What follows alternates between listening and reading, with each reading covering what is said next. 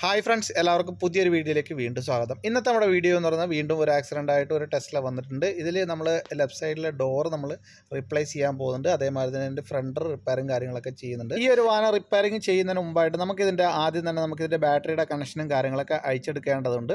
അപ്പോൾ അതുകൊണ്ട് തന്നെ അത് എവിടെ നിന്നാണ് ഇത് അഴിക്കുന്നതെന്നൊക്കെയാണ് ഇന്നത്തെ നമ്മുടെ വീഡിയോ എന്ന് പറയുന്നത്. അപ്പോൾ നമ്മൾ ഈ വാഹനത്തിൻ്റെ ആദ്യം തന്നെ നമുക്ക് വാഹനത്തിൻ്റെ അകത്ത് കയറി കഴിഞ്ഞാൽ തന്നെ ഈ ഒരു ഡിസ്പ്ലേ ഓൺ ആവുന്നതാണ്. അപ്പോൾ ഡിസ്പ്ലേ ഓൺ ആയി കഴിഞ്ഞാൽ നമുക്ക് ഇതിൻ്റെ ഫ്രണ്ട് നമുക്ക് ഇവിടെ തന്നെ നമുക്ക് ഓണാക്കാൻ സാധിക്കുന്നതാണ്, ഓപ്പൺ ആക്കാൻ സാധിക്കും.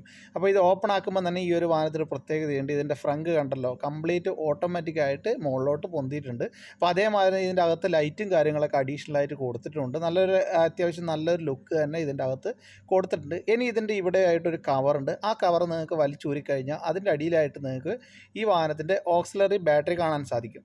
ഇവിടെ ആയിട്ട് നിങ്ങൾക്ക് കാണുന്ന ഇതാണ് ഈ ഒരു വാഹനത്തിൻ്റെ ഓക്സിലറി ബാറ്ററി എന്ന് പറയുന്നത്. അപ്പോൾ ഓക്സിലറി ബാറ്ററി നമുക്ക് അഴിച്ചു വിടേണ്ടതുണ്ട്. അതേമാതിരി തന്നെ ഇവിടെ റൈറ്റ് സൈഡിലായിട്ട് നിങ്ങൾക്ക് ഒരു കപ്ലർ കാണാം. ഈ ഒരു കപ്ലറാണ് നമുക്ക് ഇതിൻ്റെ മെയിൻ ബാറ്ററിയുടെ നമ്മൾ കട്ട് ചെയ്യാനുള്ള ഒരു വയറെന്ന് പറയുന്നത്. ഇപ്പോൾ ആക്സിഡൻറ്റോ കാര്യങ്ങളോ എന്തെങ്കിലും പറ്റിയിട്ടുണ്ടെങ്കിൽ ഈ ഒരു വയറാണ് നമ്മൾ കട്ട് ചെയ്ത് വിടുന്നത്. അപ്പോൾ പോലീസോ അതേമാതിരി ഫയർഫോഴ്സും കാര്യങ്ങളൊക്കെ വന്നു കഴിഞ്ഞാൽ ഈ ഒരു വയർ കട്ട് ചെയ്ത് കഴിഞ്ഞാൽ ഇതിൻ്റെ അകത്ത് കംപ്ലീറ്റ് കണക്ഷനും പോകുന്നതാണ്. ഇനി ഈ വാഹനത്തിൻ്റെ ഓക്സിലറി ബാറ്ററി നിങ്ങൾക്ക് കഴിക്കാൻ അറിയില്ലെങ്കിൽ അത് ഞാൻ പറഞ്ഞുതരാം. ഇവിടെ മുകളിലായിട്ട് നിങ്ങൾക്ക് ഒരു കപ്ലർ കാണാം. ആ ഗ്രീൻ കപ്ലർ മുകളിലോട്ട് വലിക്കുക. ഇനി ഈ സൈഡിലുള്ള ഈ ബ്ലാക്ക് കപ്ലർ സൈഡിലോട്ട് ആക്കുക.